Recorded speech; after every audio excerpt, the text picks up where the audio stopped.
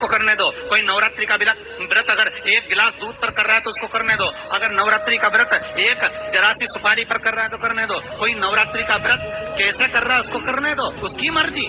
तुम्हारे घर में जैसा व्रत होता है, तुम्हारे घर में जैसा नियम हो। और कितनी महत्वता कलश की महाराज। जिनके घर में ज्यादा रोग हो, बीमारी हो, ज्यादा तकलीफें आ रही हो, कष्ट बढ़ रहा हो, बीमारियां बढ़ रही हो, या भय लग रहा हो, डर लग रहा हो, हृदय चित्त में कहीं ना कहीं आपको भय का भान हो रहा हो, तो एक लोटा पानी एक कलश में जल भर कर रख लीजिए और रात भर उसको रखे रहने दो। नवरात्र चल रहा है, उस कलश को रात भर रखकर सुबह सुबह उस कलश में एक बेलपत्र डालकर उस जल को नीम के पेड़ के नीचे, जहां नवरात्रि में नीम के पेड़ के नीचे सारी विद्याएं, आदि शक्तियां, सारी देवी उस नीम के पेड़ के नीचे विराजमान रहती हैं। उस कलश में एक बेलपत्र डालकर रात भर रखकर उस जल को पूरे घर में घुमाकर उस नीम के पेड़ के नीचे समर्पित कर दीजिए महाराज। घर में भय लगना बंद हो जाएगा, कोई बड़ी बीमारी आपको घेरेगी नहीं और उस बीमारी से, उस रोग से आप मुक्त रहेंगे।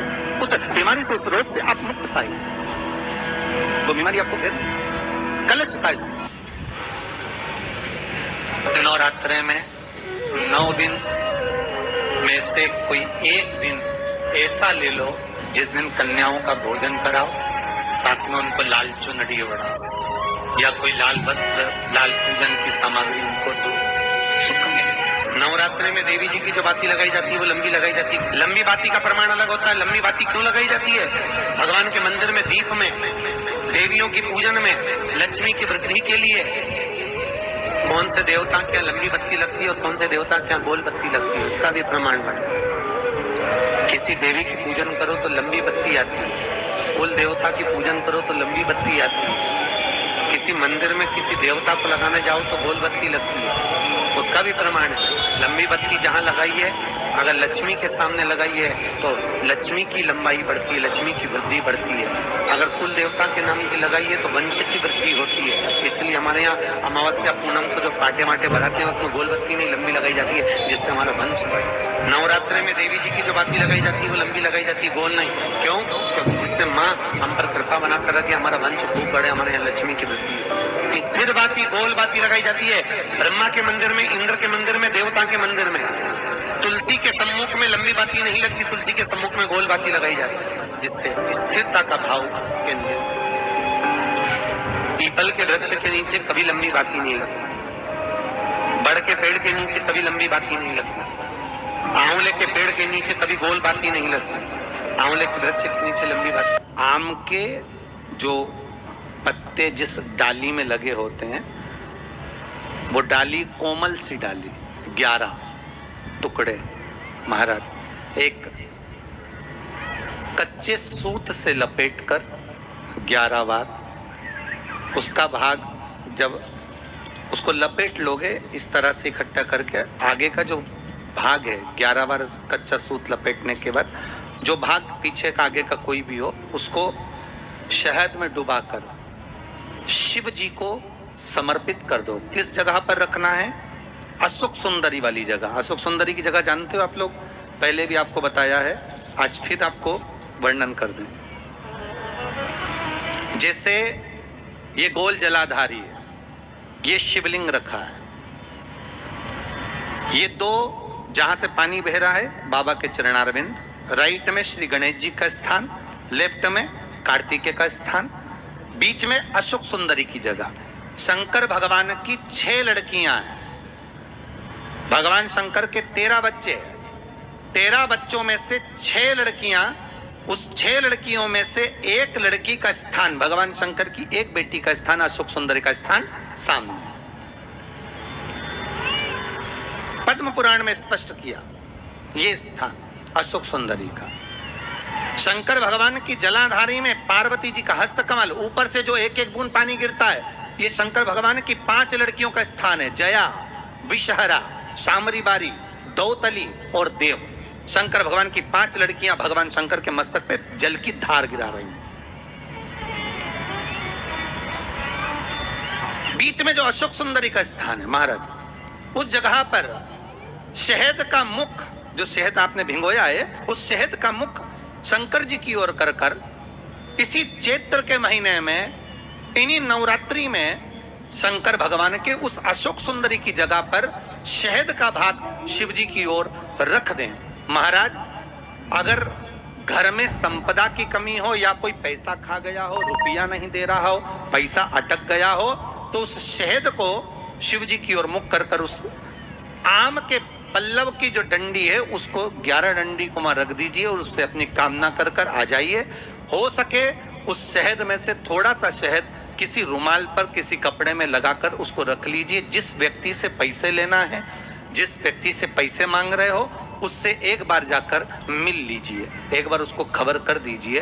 बाबा चाहेगा भोलेनाथ तो नवरात्रि में ही पैसा वापस आ जाएगा, अगर शिव कृपा कर देंगे। ये बाबा की करुणा। आम का पल्लव कोई साधारण नहीं जिसको कलश के ऊपर रखा जाता है, शिव की कृपा। जिस आम के पेड़ पर स्वयं कामदेव चढ़कर भगवान शंकर के तीसरे नेत्र द्वारा जलकर भस्म हो जाते हैं, वो आम का पेड़ साधारण नहीं हो सकता।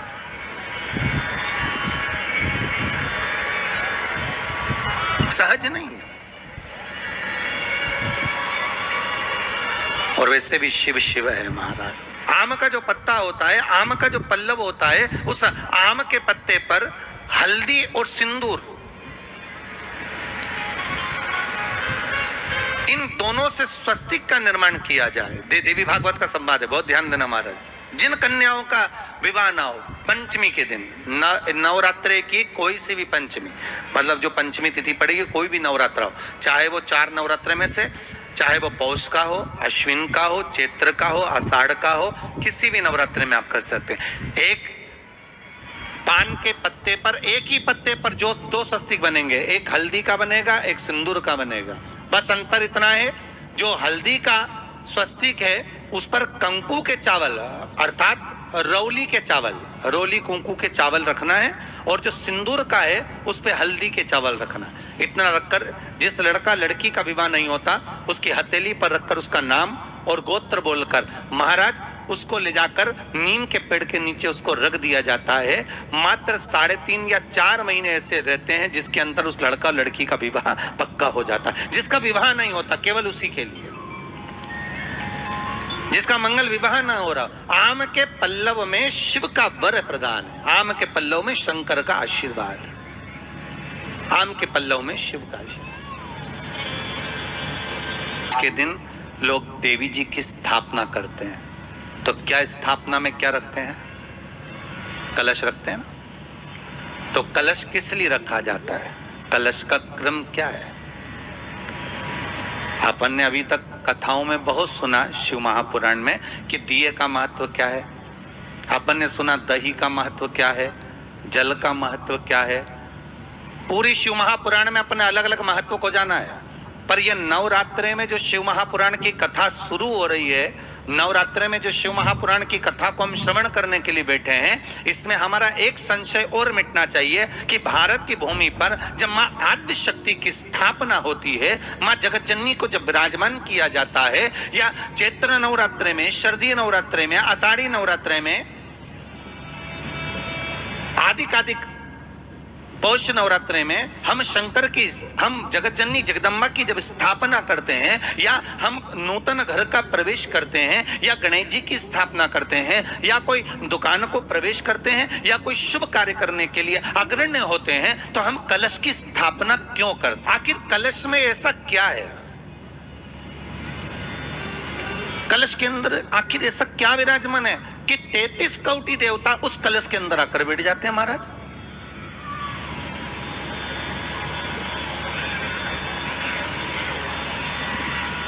आप कोई यज्ञ करने जा रहे हो, आप कोई पोथी पुराण करने जा रहे हो, आप कोई अच्छा कार्य करने जा रहे हो, तो ब्राह्मण देवता कह देते कलश की स्थापना होगी, कलश की शोभा यात्रा निकलेगी, कलश यात्रा निकलेगी, कलश विराजमान होगा। और आज हर की पौड़ी पर, प्रयागराज में या उज्जैनी में, नासिक में जो बड़े बड़े कुंभ के मेले होते, कुंभ का मतलब भी तो कलश से होता है, उसकी महत्वता क्यों है? उस कुंभ की, उस घड़े की महत्वता कहां से प्रकट हो गई? शिव महापुराण की कथा कहती है महाराज, भगवान औघड़दानी शंकर स्वयं आद्य शक्ति जगदम्बा से कहते हैं कि जगदम्बा तू क्या चाहती है बोल। तो जगत जननी जगदम्बा कहती है कि जहां मैं हूं वहां शंकर है, ये आपने कह दिया, पर जहां शंकर है वहां पार्वती का होना जरूरी है। उसके लिए सिद्ध करने के लिए एक स्थान ऐसा बनाया जाए जहां पर शंकर विराजमान है और शंकर के साथ पार्वती विराजमान है। तो शिव जी ने कहा पार्वती उसके लिए मैं तुझे एक सुंदर कलश का निर्माण कर देता हूं। कितना सुंदर लिखा है देवी भागवत के अंदर कि जहां कलश की स्थापना होती है उस जगह पर किसी देवताओं को बुलाने की जरूरत नहीं होती। 33 कोटि देवता उस जगह पर स्वतः विराजमान हो जाते हैं। स्वयं 33 कोटि देवता स्वयं वहां विराजमान। और कितनी महत्वता कलश की महाराज। आप लोगों से भी निवेदन है, चैत्रीय प्रतिपदा है आज, जिनके घर में ज्यादा रोग हो, बीमारी हो, ज्यादा तकलीफें आ रही हो, कष्ट बढ़ रहा हो, बीमारियां बढ़ रही हो, या भय लग रहा हो, डर लग रहा हो, हृदय चित्त में कहीं ना कहीं आपको भय का भान हो रहा हो, तो एक लोटा पानी एक कलश में जल भर कर रख लीजिए और रात भर उसको रखे रहने दो। नवरात्र चल रहा है, उस कलश को रात भर रखकर सुबह सुबह उस कलश में एक बेलपत्र डालकर उस जल को नीम के पेड़ के नीचे, जहां चैत्री नवरात्रि में नीम के पेड़ के नीचे सारी विद्याएं, आद्य शक्तियां, सारी देवी उस नीम के पेड़ के नीचे विराजमान रहती हैं। उस कलश में एक बेलपत्र डालकर रात भर रखकर उस जल को पूरे घर में घुमाकर उस नीम के पेड़ के नीचे समर्पित कर दीजिए महाराज। घर में भय लगना बंद हो जाएगा, कोई बड़ी बीमारी आपको घेरेगी नहीं और उस बीमारी से, उस रोग से आप मुक्त रहेंगे। उस बीमारी से, उस रोग से आप मुक्त पाएंगे, वो बीमारी आपको घेर नहीं। कलश का